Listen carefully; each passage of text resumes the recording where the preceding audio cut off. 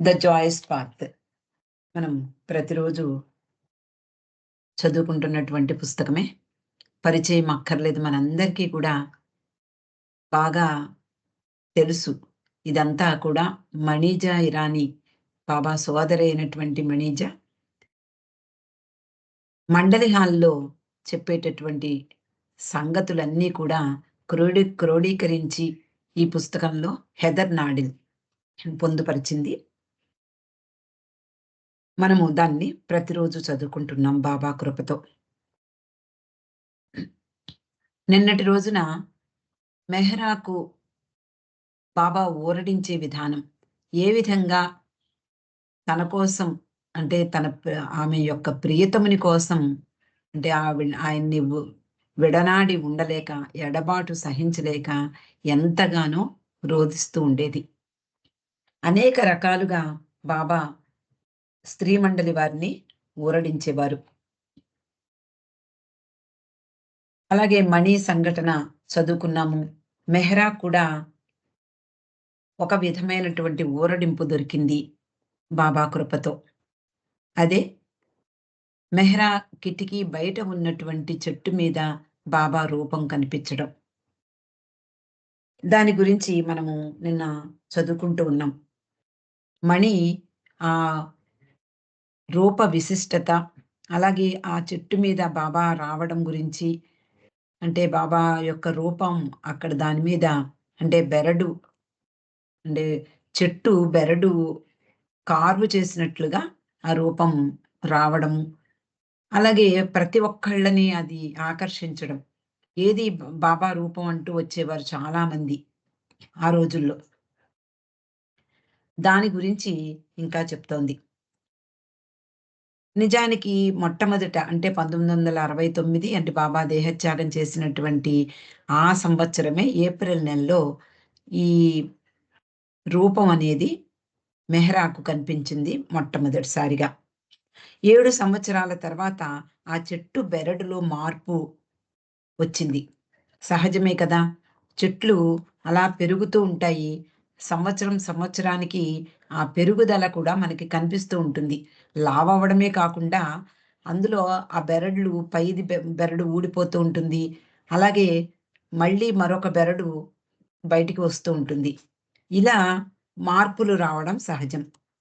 ఆ చెట్టు నుండి మొదటిసారి రాలిపడినటువంటి బెరడుని తీసి స్త్రీ మండలి వారు దాచారు. నిజానికి, అంటే 7 సంవత్సరాల వరకు బాబా రూపం చాలా స్పష్టంగా కనపడింది అందరికీ కూడా. ఇప్పుడు పగటిపూట ఆ రూపం బాగా కనిపించడం లేదట. ప్రజలు వచ్చి ఆ రూపం ఎక్కడా? అందరూ చెప్పుకుంటున్నారే, బాబా రూపం ఈ చెట్టు మీద వచ్చిందని విన్నాము అంటూ ఎంతో మంది వస్తూ ఉండేవారు. స్త్రీ మండలి వారు లేదా అక్కడ ఉన్నవాళ్ళు చెట్టు, ఇదే చెట్టు అని ఆ చెట్టుని చూపించేవారు. ఆ చెట్టు మీద ఎక్కడైతే బాబా ముఖం వచ్చిందో ఆ ప్రదేశాన్ని చూపించేవారు.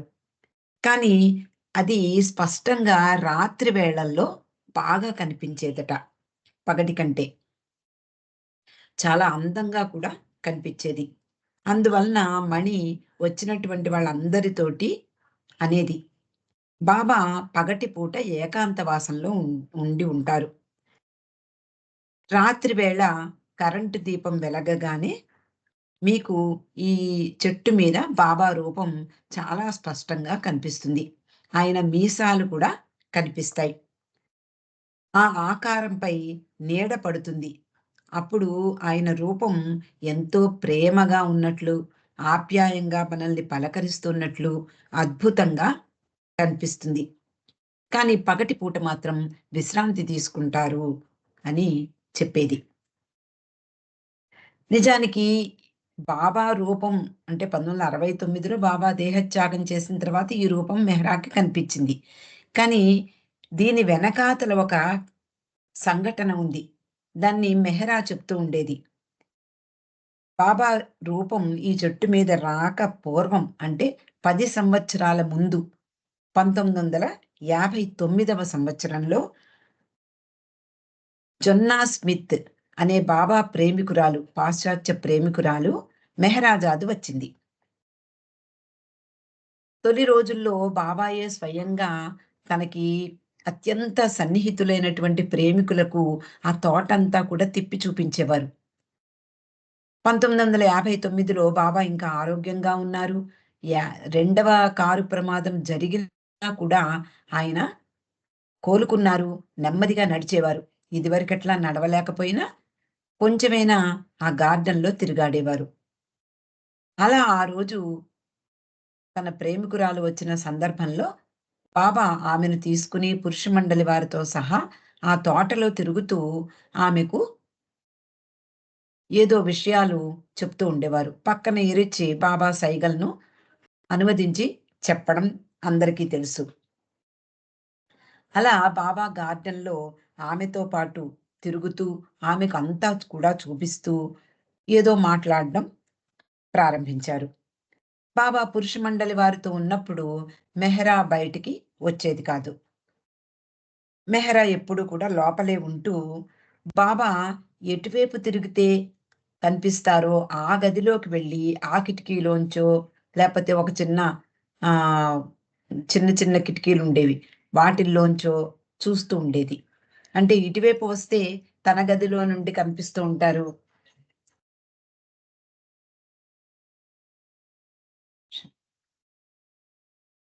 చెప్పండి. వస్తారు.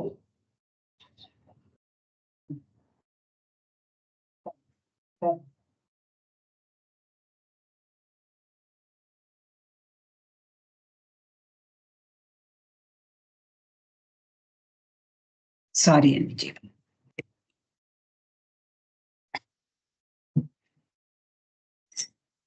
ఇలా ఆవిడ మెహరా బాబా ఎటువైపు ఉంటే అటువైపు వెళ్ళి, బాబా ఏం చెప్తున్నారు? బాబాకేమిష్టము? ఆ తోటలో బాబా యొక్క ఫీలింగ్స్ ఏమిటి? ఇవన్నీ కూడా గమనిస్తూ ఉండేది. ఆయన మెచ్చుకునే వాటిని, ఇష్టపడే వాటిని పరికిస్తూ తిరిగేది. ఆమె వెనుకే స్త్రీలందరూ బాబాని అంటే బాబాని చూస్తూ అంటే మెహ్రా ఎక్కడుంటే స్త్రీలందరూ కూడా అక్కడే ఉంటూ, బాబాని చూస్తూ, బాబా ఏం చెప్తున్నారు? బాబా దేని మీద శ్రద్ధ వహిస్తున్నారు? ఇవన్నీ కూడా గమనించేవారు. అలా ఒకసారి బాబా మెహరా గది కిటికీ పక్కనున్నటువంటి ఈ చెట్టు దగ్గరికి వచ్చారు. ఆయన తన ప్రేమికురాలైనటువంటి ఆ జొన్నా స్మిత్ ఆవిడ వచ్చింది గదా! ఆవిడ వైపు తిరిగి ఏదో మాట్లాడుతూ, సైగలు చేస్తూ తన చేతిని ఈ చెట్టు మీద ఆనించారు. బాబా ఎక్కడైతే చెయ్యి పెట్టారో, ఆ చోటులోనే బాబా రూపం ఏర్పడిందని మెహరా తర్వాత గమనించింది.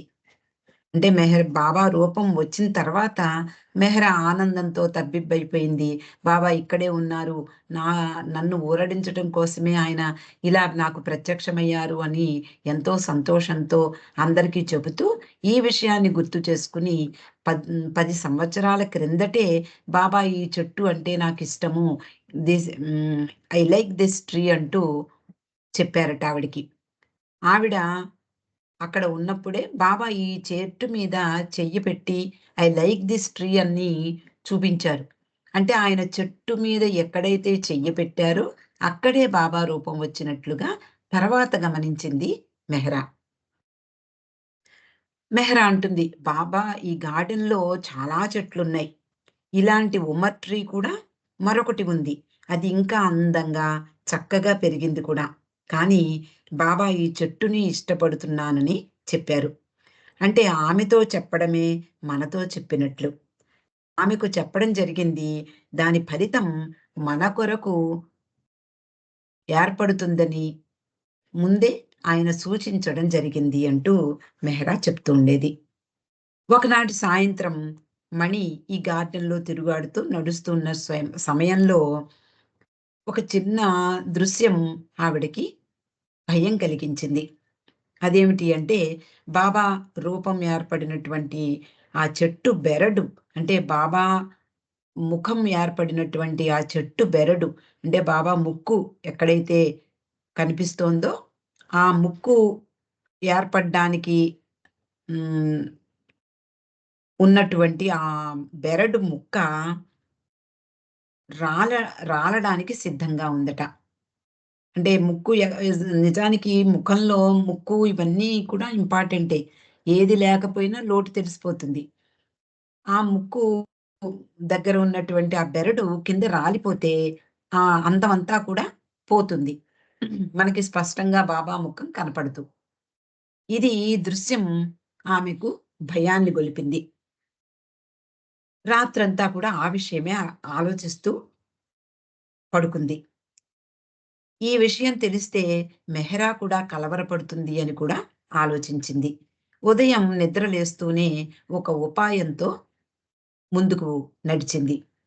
నెమ్మదిగా లేచి బయటికి వస్తూ చిన్న ఫెవికాలు, ఫెవిక్విక్ ఇవన్నీ ఉంటాయి కదా! అలాంటి చిన్న డబ్బా చేత్తో తీసుకొని తోటలోకి వెళ్ళింది. దాన్ని అంటే ఈ ఊడిపోయేటటువంటి ఆ బెరడు ముక్కని అతికిద్దాము అని ఆవిడ ఉద్దేశం. ఆ చెట్టు దగ్గరికి వెళ్ళేసరికి ఆ దృశ్యం మరింత ఆశ్చర్యం కలిగించింది మణికి. ఏమిటి అంటే ఒక సాలెపురుగు రాత్రంతా కూడా ఆ ఊడి పడిపోతున్నటువంటి ఆ ముక్కు భాగంలో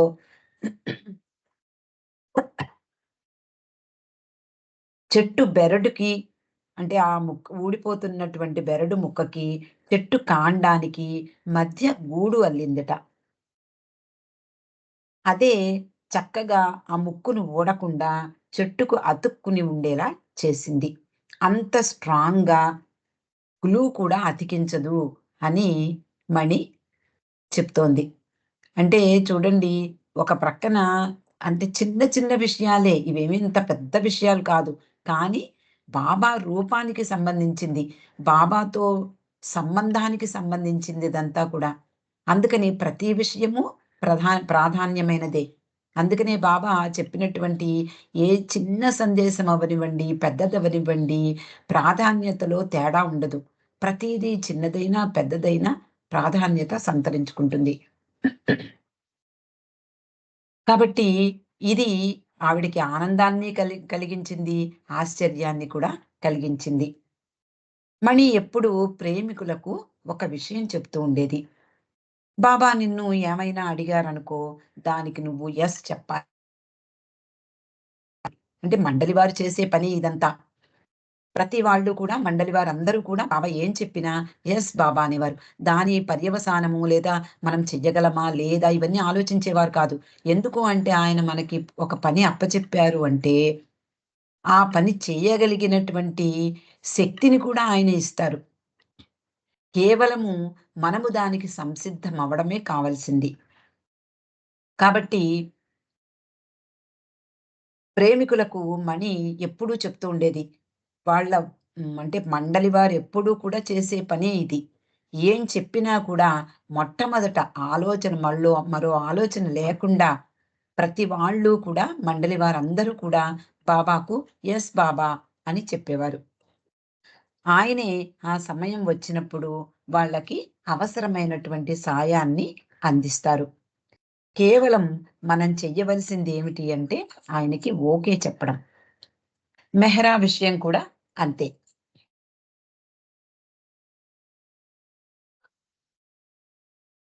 అది ఏమిటి అంటే మా మనం మొన్న చదువుకున్నాం. మణి దగ్గరికి వచ్చి మెహరా అంటే నేను వెళ్ళిపోతే మెహరాని నువ్వు చూసుకుంటావు కదా! అని ఆవిడ దగ్గర నుంచి యెస్ అని చెప్పించుకుని బాబా అక్కడి నుండి వెళ్లారు. బాబా తన కోరిక మేరకు మెహరాని చూసుకోవాల్సినటువంటి బాధ్యతను మణికి అప్పగించినా, మణికి ఆ విషయంలో సహాయం చేశారు. కాలం గడిచిన కొలది మెహరా క్రమంగా కోలుకుంటోంది. సంతోషంగా జీవితాన్ని గడపసాగింది. అప్పుడే 20 సంవత్సరాలు గడిచిపోయాయి. బాబా దేహత్యాగం చేసి. ఆ సమయంలో మణి పూర్తిగా అలసిపోయింది, శోషించిపోయింది.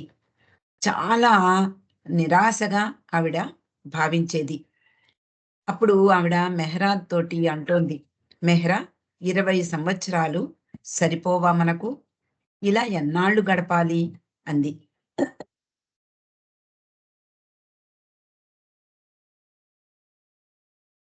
అప్పుడు తక్షణం మెహరా ఏమంది అంటే, మన జీవితాలలో ప్రతి క్షణం విలువైనదే. బాబా భౌతిక రూపంతో మనకు గల మధురమైనటువంటి జ్ఞాపకాలు మనతోనే ఉన్నాయి. ప్రేమించడం, చూడడం, సేవించడం, ఆయన జ్ఞాపకాలతో రోజులో చాలా సమయం గడపాలి అంటూ మెహరా మణిని ఊరడిస్తోంది. మణి నవ్వుతూ మొదట్లో మెహరాని నేను పరచవలసొచ్చింది. కానీ ఇప్పుడు మెహరాయే నన్ను ఉత్సాహపరుస్తోంది అని బాబా ప్రేమికులకు చెప్తోంది. మణి ప్రతి విషయాన్ని అంటే తనకు గుర్తున్నటువంటి విషయాలు అలా మాట్లాడుతూ ఉండగా కొన్ని గుర్తుకొస్తూ ఉంటాయి. అన్నీ కూడా బాబాతో వాళ్ళు పంచుకున్నటువంటి ఆ జీవితాన్ని అంతా ప్రతి ఒక్కరికి మండలి హాల్‌లో తెలియజేసేది. మణి అంటూ ఉండేది, "మేము సిద్ధంగా లేము. ఆయన అనుకోకుండా అకస్మాత్తుగా మమ్మల్ని వదిలి వెళ్ళిపోయారు. దానికి మేమెప్పుడు కూడా సిద్ధంగా లేము." ఎప్పుడు ఏమిటి అంటే ఏమీ తెలియనటువంటి స్థితిలో బాబా దేహాన్ని వదిలి వెళ్ళిపోవడం జరిగింది. కానీ ఒక్కసారి వెనక్కి తిరిగి చూస్తే బాబా మమ్మల్ని ప్రిపేర్ చేసినట్లుగా కనిపిస్తూ ఉంటుంది. తర్వాత నిజమే బాబా మనల్ని ఎంతగానో సిద్ధం చేశారు.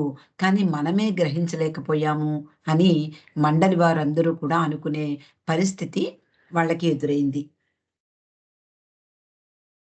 కానీ బాబా మాత్రం చాలా సార్లు మండలి వారికి చాలా సూచనలిచ్చారు. హింట్స్ కూడా ఇచ్చారు. ఒక చేత్తో వెల్లడిస్తూనే అంటే నా శరీరాన్ని వదిలిపెట్టే సమయం ఆసన్నమైంది అని చెప్పకనే చెబుతూనే, మరొక వైపు వాళ్ళ వాళ్ళ కళ్ళకు మాయ పొరలు కమ్మేలాగా చేశారు.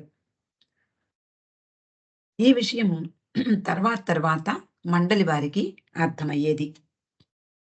వెంటనే అంటే ఈ విషయాలను బాబా ప్రేమికులతో మండలి హాల్‌లో మణి పంచుకుంటున్నటువంటి సందర్భంలో ఆమెకు ఒక విషయం గుర్తుకొచ్చింది. బాబా శరీర త్యాగం చేశాక మెహరాకు ఒక కల వచ్చిందట. అది కూడా వాళ్ళకి ఒక సూచనగా చాలా అర్థవంతంగా కనిపించింది. బాబా చుట్టూ స్త్రీ మండలి వారు బాబా గదిలో కూర్చుని ఉన్నారు. ఒక మానవునిగా బాబా వాళ్ళందరినీ కూడా పలకరిస్తూ ఆరోగ్యం గురించి, ఇంటి విషయాల గురించి, మరేదైనా మామూలు విషయాల గురించి అడుగుతూ ఉండేవారు సాధారణంగా. 1969 జనవరిలో ఒకరోజు మణి వైపు తిరిగి, "రాత్రి నీకేమైనా కల వచ్చిందా? కలగన్నావా?" అని అడిగారట. మణి, "లేదు బాబా! నాకేమీ కల రాలేదు.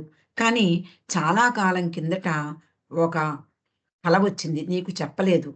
ఆ విషయం చెప్పనా?" అని అడిగింది. బాబా సరే అన్నారు.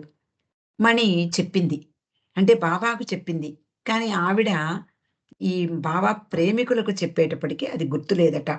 కానీ నాకు బాగా గుర్తులేదు. వెనక్కి తిరిగి చూస్తే మమ్మల్నందరినీ కూడా ఏదో దేని కొరకో సిద్ధం చేస్తున్నట్లుగా ఆ కల నాకు వచ్చింది అని ఒక సందేశం ఆ కల ద్వారా నాకు అర్థమైంది అని చెప్పింది. 1969 జనవరి 29న అంటే ఒక 4, 5 రోజులు ముందే బాబా అడిగారు, "నీకేమైనా కల వచ్చిందా?" అని. "లేదు బాబా" అని అంతకు ముందెప్పుడో వచ్చిన కలను గురించి చెప్పింది. కానీ 29న మణికి మరో కల వచ్చింది. దాన్ని పొద్దున్నే లేచి మెహరాకు చెప్పింది. నిజానికి ఆ సమయంలో సరిగ్గా 2 రోజుల ముందు ఈ కల వచ్చింది. బాబా ఏమాత్రమూ ఆరోగ్యంగా లేరు. ఏమాత్రము శక్తిహీనంగా అంటే ఏమాత్రము శక్తి లేకుండా అయిపోతున్నారు. ఒకరోజు కాస్త బాగుంటే మర్నాడు మరింత అనారోగ్యంతో ఏమాత్రము లేవలేని పరిస్థితికి వచ్చేస్తున్నారు. బాబా కోలుకోవాలని ఎప్పుడూ వీళ్ళు అనుకుంటూ ఉండేవారు. ఎప్పుడు కోలుకుంటారు? ఎప్పుడు మామూలుగా మనతో మాట్లాడతారు? ఎప్పుడు మన డైనింగ్ హాల్‌కొస్తారు? ఎప్పుడు మండలి హాల్‌కొస్తారు? ఇలా వీళ్ళందరూ కూడా వేచి ఉన్నారు. అప్పుడు మెహ్రా అంటుంది, "ఈ కల గురించి ఈరోజు చెప్పొద్దు. రేపు చెప్దాం. కొంచెం ఆరోగ్యం బాగుంటే, బాబా కాస్త ఉల్లాసంగా ఉంటే, రేపు ఈ కల గురించి చెప్దాము. ఈరోజు చెప్పొద్దు" అని మణికి చెప్పింది. వారందరూ కూడా ఆయన అనారోగ్యం తాత్కాలికమే. ఇంకా ఎంత కొంచెం కోలుకుంటే మరికొంచెం కోలుకుంటారు. అలా మళ్ళా మునుపటి బాబాలాగా తయారవుతారు అని అనుకుంటూ ఉన్నారు. కానీ వాళ్ళందరూ కూడా ఎప్పుడెప్పుడు బాబా తిరిగి మామూలవుతారు? ఎప్పుడెప్పుడు మన దగ్గరికి వస్తారు? ఉల్లాసంగా, ఉత్సాహంగా, హాస్యంగా మనతో ఎప్పుడు ఆడుకుంటారు? ఇలా వాళ్ళందరూ కూడా ఎదురు చూస్తూ ఉన్నటువంటి రోజులివి. ఆ కల గురించి మణి చెప్తోంది. ఆ కలలో మెహ్రా, మణి బాబా గదిలో బాబాతో కూర్చున్నారు. బాబా బెడ్ మీద వాలి కూర్చున్నారు. మెహ్రా బాబాకు పక్కగా నిలబడి ఉంది. మణి బాబా పాదాల దగ్గర నిలబడి ఉంది. బాబా మొత్తం బాబా దేహమంతా కూడా తెల్లని ఆహ్, టర్కీ టవలు కప్పబడి ఉందట. ఆయన తల కూడా కవర్ చేయబడి ఉంది. చేతులు, ఆయన శరీరమంతా కూడా పెద్ద టర్కీ టవల్‌తో కప్పబడి ఉంది. మణి చెప్తోంది. ఈ రోజుకి కూడా అంటే నేను కలలో చూసినటువంటి ఆహ్, టవల్‌కి ఉన్నటువంటి కుచ్చుల్ని ఈ రోజుకి నేను చూస్తూ ఉంటాను. అంటే ఆ కల అంతగా ఆమెను ప్రభావితం చేసింది. ఆ కలలో కనపడినటువంటి అంటే బాబా శరీరాన్ని తెల్లని టర్కీ టవల్‌తో కప్పివేయబడినటువంటి ఆ దృశ్యాన్ని ఆమె ఇంకా బాగా గుర్తుపెట్టుకుంది. బాబా టవల్ కింద ఉన్నటువంటి చేతులను బయటపెట్టి, "ఇప్పుడు నువ్వు మెహ్రాకి గట్టిగా చెప్పు. నా సంజ్ఞలు నా సంజ్ఞలు అంటే నేను చేస్తున్నటువంటి" అంటే చేత్తో సంజ్ఞలు చేస్తారు కదా! బాబా చేతులు మాత్రమే బయట పెట్టారు. ఆ టర్కీ టవల్ కింద నుండి చేతులు బయటపెట్టి, "ఇప్పుడు నువ్వు మెహ్రాకు నా సైగల్ని అర్థం చేసుకొని చెప్పు" అన్నారు. మణి "యెస్ బాబా" అంది. బాబా ఆల్ఫాబెట్ బోర్డ్ చదవడం అలవాటుంది మణికి. అలాగే బాబా చేతి సైగల్ని కూడా చదివి చెప్తూ ఉండేది. బాబా తన అందమైన చేతుల్ని బయటపెట్టి సూచించసాగారు. కానీ ఆ కలలో అంటే ఇదంతా కల. ఆ కలలో బాబా చేస్తున్నటువంటి ఆ సంజ్ఞలు మాత్రము ఆమెకు గుర్తులేవుట. కలలో ఆమెకు బాబా చెప్పడం చాలా స్పష్టంగా ఉంది. ఇంతకీ బాబా ఏం చెప్పారు అంటే, "మీకు తెలుసు. నేను కప్పుకొని ఉండడం చూస్తూ ఉన్నారు. నన్నిలా మీరు చూస్తూ ఉన్నారు. కానీ మీరు చూసేది నిజం కాదు. అలా నమ్మేలా మిమ్మల్ని చేస్తుంది. నేను నిజంగా ఇక్కడే ఉన్నాను.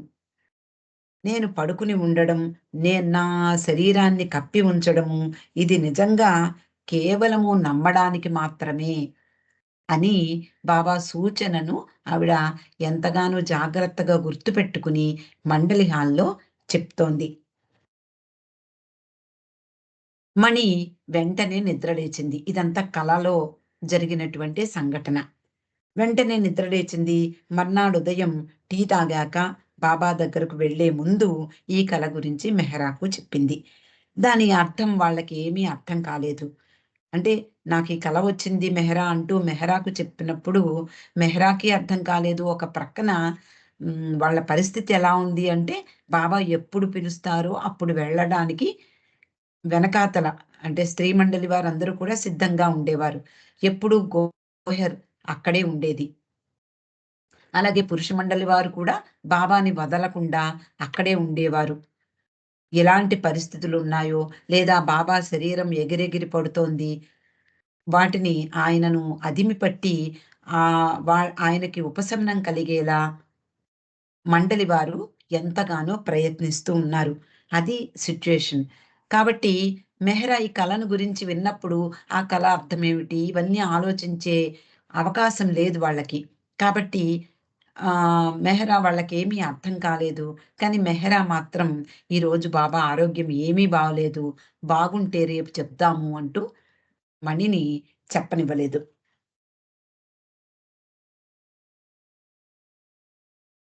అంతకుముందు బాబా అడిగినప్పుడు మణికి కల రాలేదు. ఈసారి ఈ కలను తప్పకుండా బాబాకి చెప్పాలి అని అనుకుంటోంది. కానీ ఈ కల నిజమైంది.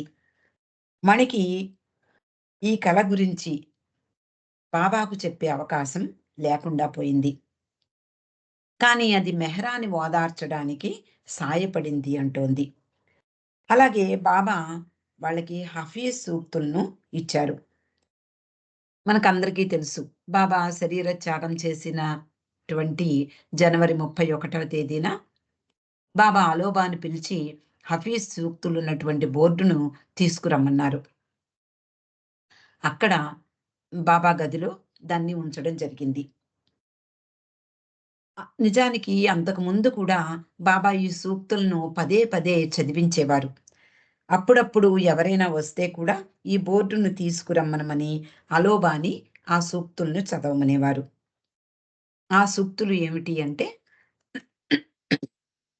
అదృష్టవంతుడైన బానిస వలె ప్రభువు ప్రతి ఆదేశాన్ని ఎందుకు, ఏమిటి అని ప్రశ్నించకుండా నెరవేర్చు. హఫీజ్ చెప్పినటువంటి సూక్తులలో మొట్టమొదటిది ఇది. ఇవన్నీ మనందరికీ తెలుసు. ప్రతి సెంటర్‌లోనూ, అలాగే మెహరాజాదులోనూ కూడా ఈ సూక్తులున్నటువంటి బోర్డు మనకి కనిపిస్తూ ఉంటుంది. అంటే ఒక బానిస అతడు అదృష్టవంతుడు ఎప్పుడవుతాడు? ప్రభువు యొక్క ప్రతి ఆదేశాన్ని ఎందుకు, ఎందుకు చెయ్యాలి నేను?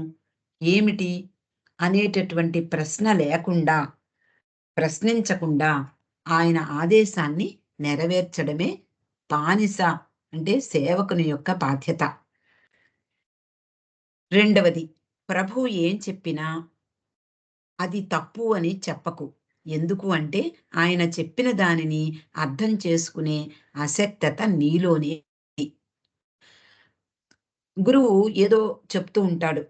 చెప్పినప్పుడు మనకున్నటువంటి జ్ఞానంతో, ఒక శిష్యుడు తనకున్నటువంటి జ్ఞానంతో అబ్బెబ్బే! ఇది కాదు, ఇది తప్పు అని ఎదురు చెప్తే ఇంక శిష్యుడు యొక్క ప్రయోజకత్వం ఏముంది?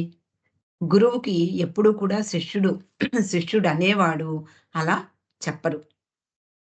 ఈ రెండవ సూక్తిలో ప్రభువు ఏం చెప్పినా అది తప్పు అని చెప్పద్దు. ఎందుకు అంటే, నువ్వు నీ అవగాహనా శక్తే లేకపోవడం వల్లనే నీకది అర్థం కావటం లేదు. అంతే తప్ప ఆయన ఎప్పుడూ తప్పు చెప్పరు అనేది రెండవ సూక్తి. మూడవది, నేను నా ప్రభువుకి బానిసను. అజ్ఞానం నుండి మేల్కొల్పేవాడు నా ప్రభువు. ఆయన ఏం చేసినా మా అందరి ప్రయోజనం కొరకే అనేది మూడవది. అంటే ప్రభువుకి నేను బానిసను. అజ్ఞానం నుండి మేల్కొల్పేవాడు నా ప్రభువు. కాబట్టి ఆయన ఏం చేసినా నా ప్రయోజనం కొరకే. కాబట్టి ఆయన ఏం చేసినా ఇదేమిటి ఇలా చేసేశారు, అదేమిటి అలా చేశాడు అనేటటువంటి ప్రశ్నకి తావుండదు. ఎప్పుడు సరైనటువంటి అంటే ఒక శిష్యుడికి గురువుకి విధేయత చూపించేటటువంటి శిష్యుడు ఒక బానిసగా గురువు యొక్క ప్రతి ఆజ్ఞను నెరవేరుస్తాడు అంటూ ఈ హఫీజ్ సూక్తుల్ని బాబా చెప్పడం జరిగింది. ఎప్పుడు కూడా బాబా ఈ సూక్తులను ఆహ్, చూపించేవారు.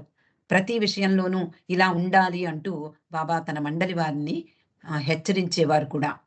ఇక్కడికి ఈరోజు ఆపుకుందామండి. అవతార్ మెహర్ బాబాకి జై. జై బాబా అండి. లక్ష్మి.